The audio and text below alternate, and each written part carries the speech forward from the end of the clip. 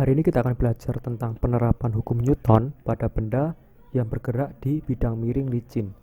Ada dua jenis gerakan yang akan kita pelajari hari ini. Yang pertama yaitu ketika benda meluncur dari atas ke bawah, dan yang kedua adalah ketika benda didorong dari dasar menuju atas. Nah, dari dua jenis gerakan ini akan timbul atau akan muncul nilai percepatan. Yang turun ke bawah, maka percepatannya arahnya juga turun, tetapi sejajar dengan bidang miring. Kemudian yang gerakannya naik ke atas, percepatannya adalah arahnya naik dan sejajar pula dengan bidang miring. Tetapi untuk yang naik ke atas, kita memerlukan gaya dorong eksternal.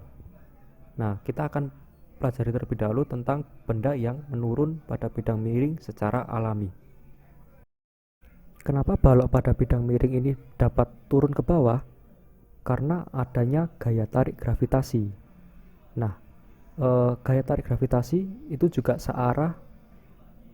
Gaya tarik gravitasi bisa digambarkan atau diwakili oleh gaya berat dari balok. Gaya berat balok arahnya selalu menuju inti bumi, jadi arahnya ke bawah lurus. Nah, karena bidang miringnya licin, maka tidak ada gaya yang menahan, sehingga berapapun nilai massa dari balok sekecil apapun, jika ditaruh di bidang miring, maka dia akan turun karena terpengaruh dari gaya gravitasi dan tidak ada gaya yang menahan. Tetapi berapakah gaya yang menarik benda untuk menuruni bidang miring? Nah, besarnya gaya yang menarik benda untuk menuruni bidang miring ini akan sebanding dengan nilai dari sudut bidang miring tersebut. Jika sudut kemiringan dari bidang miring semakin besar, maka nilai percepatan yang dialami oleh balok ketika menuruni bidang miring nilainya juga semakin besar. Artinya, gaya yang menarik benda untuk menuruni bidang miring juga semakin besar, sehingga dapat kita simpulkan bahwa nilai kemiringan bidang atau sudut kemiringan itu mempengaruhi nilai gaya tarik yang menarik balok untuk menuruni bidang miring. Besarnya gaya yang menarik benda untuk turun atau menuruni bidang miring itu bisa kita cari menggunakan prinsip vektor, sehingga F sama dengan gaya berat dikalikan sin theta.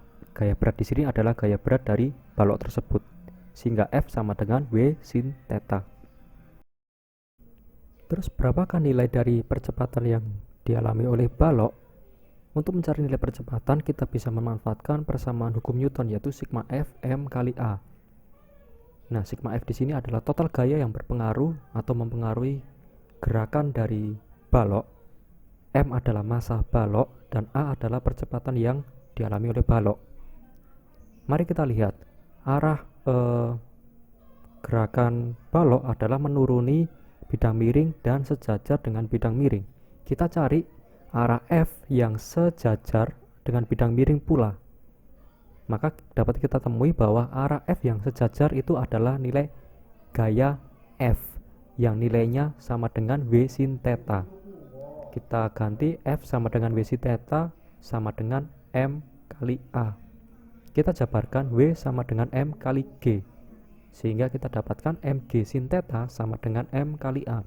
Kita coret nilai M nya, sehingga didapatkan bahwa percepatan itu sama dengan G sin theta, dengan G adalah nilai percepatan gravitasi bumi. Untuk yang selanjutnya adalah gerakan balok yang naik ke atas pada sebuah bidang miring. Jadi baloknya bergerak dari dasar menuju atas melalui bidang miring. Nah, untuk gerakan balok yang seperti ini, maka diperlukan gaya F dorong atau F tarik yang arahnya ke atas, sehingga nanti akan muncul dua gaya yang mempengaruhi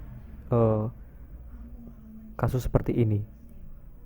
Sama seperti tadi, kita gambarkan dulu gaya-gaya yang berpengaruh. Ingat, bidang miring di sini kita anggap masih licin, jadi tidak ada gaya gesek yang menghambat. Arah percepatan arahnya ke atas, sejajar dengan bidang miring. dan searah dengan arah gerakan balok juga. Sama seperti yang sebelumnya, pada balok bekerja gaya W atau gaya berat yang arahnya menuju pusat bumi atau arahnya ke bawah. Kemudian ada arah gaya yang arahnya menuruni bidang miring yang nilainya adalah W sin theta. Arah W sin theta ini berlawan dengan arah gaya F.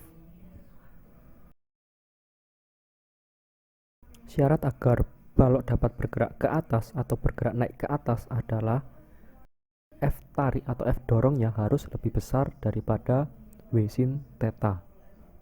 Untuk mencari nilai percepatan, kita masih tetap memanfaatkan persamaan dari hukum Newton yang kedua, yaitu sigma F sama dengan M kali A. Kita lihat ada berapa gaya yang arahnya sejajar dengan arah bidang miring dan mempengaruhi gerakan dari balok. Ulang, ternyata ada dua jenis gaya, yaitu gaya F dorong dan gaya W sin theta. Sehingga sigma F kita ganti dengan F dorong kurang W sin theta sama dengan M kali A.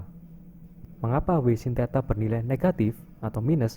Karena arahnya berlawanan dengan arah gerakan dari benda atau balok.